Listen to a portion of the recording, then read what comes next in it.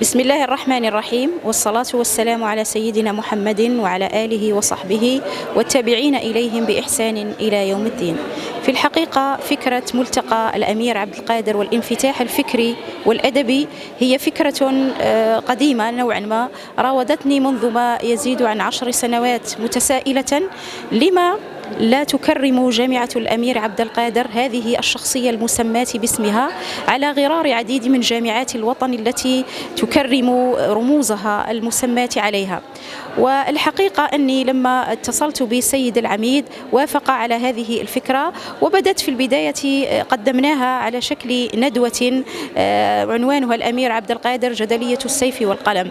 وعندما نجحت هذه الندوة، قرر السيد رئيس الجامعة أن يكون موضوع الأمير عبد القادر هو عنوان لملتقى دولي في السنة القادمة، واشتغلت على هذا الأمر، واستقر العنوان بعد جهد من المشاورات بين أعضاء اللجنة العلمية والسيد العميد ورئيس القسم، حتى استقر على الأمير عبد القادر والانفتاح الفكري والأدبي. يحاول هذا الملتقى الوقوف على شخصية الأمير عبد القادر وانفتاحها الفكري طبعا على غيره من العرب والغربيين المستشرقين منهم على وجه الخصوص. كذلك يحاول أن يبحث في الجانب الصوفي للأمير عبد القادر والجانب الجهادي والكفاحي، وانفتاح خطاب الأمير أيضا في الدراسات الأدبية الشعرية منها والسردية، وصورة الأمير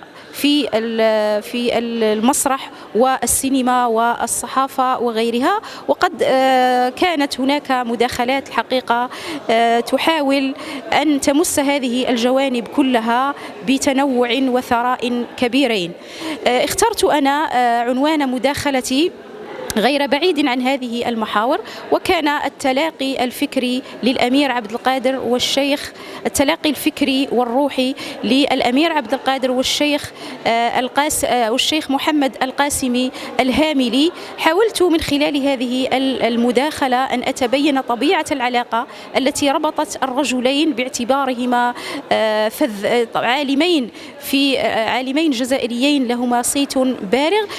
طرحت مجموعة من التساؤلات: كيف كانت هذه العلاقة، وما الدلائل وما الوثائق التي تدل على هذه العلاقة، وما دور هذه العلاقة الثنائية في الكفاح ضد الاستعمار الفرنسي. وخلصت الحقيقة إلى عدة نتائج هامة، وهي أن علاقة الأمير عبد القادر بالشيخ محمد القاسمي هي علاقة جهادية في بداياتها وفي أصلها، ثم هي علاقة علمية فيها تأثر وتأثير، حيث تأثر الشيخ القاسمي بفكر الأمير وتصوفه وجهاده وتعليمه وطريقته في الحياة عموما، ويجسد ذلك مجموعة من الرسائل الموجودة في الزاوية القاسمية، مجموعة مراسلات بين الأمير عبد القادر والشيخ القاسمي. وحتى فيما بعد توطدت العلاقة حتى بعد مغادرة الأمير للجزائر واستقراره بدمشق،